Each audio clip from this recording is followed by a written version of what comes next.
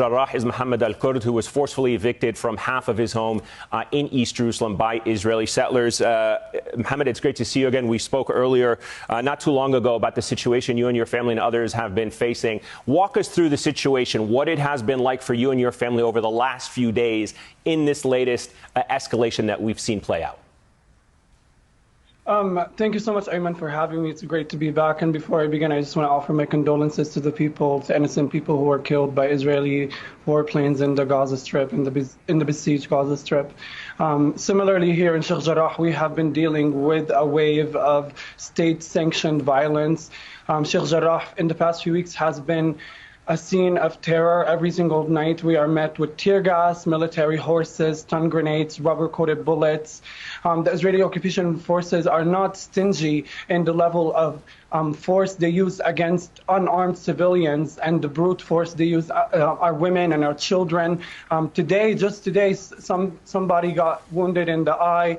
Over the past week, our neighbor got his house illegally invaded into and his leg broken by the Israeli occupation forces. Our other neighbors, Qasim family, had their house illegally broken into, their gate broken off the seam, and then had their mother's yard intentionally destroyed, and then their speaker stolen.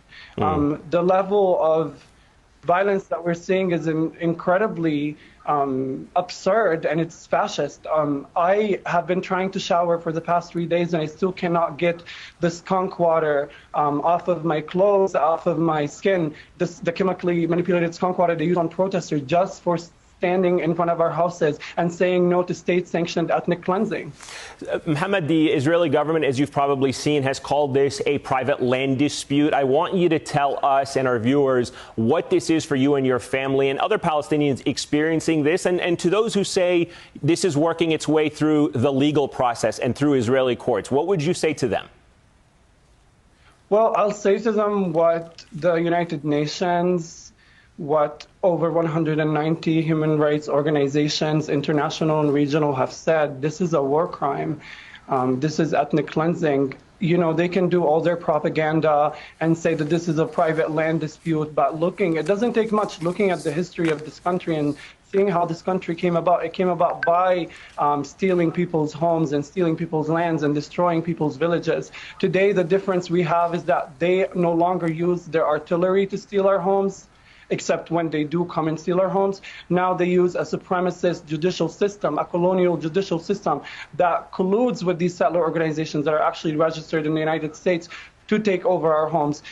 Just because something is legalized does not mean it's moral, does not mean it's correct, does not mean it's historically just. What's happening to us in Sheikh Jarrah is ethnic cleansing. I want to give you a chance also. I'm not sure if you've heard the U.S. State Department. They would not explicitly say whether Palestinians have a right to self-defense when they were asked about that yesterday's briefing. What do you make of how the U.S. and the international community has responded to what is happening to your family? They are saying, the spokesperson for the State Department is saying today, that you have a right to safety and security while Israel has a right to self-defense. What do you say to U.S. officials in the international community? The United States has waged more wars than there are Hamas members. I don't wait for the United States to tell me what constitutes as self-defense and what not constitutes as self-defense. That is not where my moral compass stems from. I don't think the United States is in position, given all of the genocides and wars it's partaking in, to say something about who has a right to self-defense. What I know is that a military occupation that we're living in is excruciatingly violent. A siege that we're living under is excruciatingly violent, and that is the aggressor. That is the occupier. That's what started all. That's fundamentally what started the so-called conflict. All right, Mohammed El Kurd live for us in Sheikh Jarrah in East Jerusalem. Mohammed, thank you.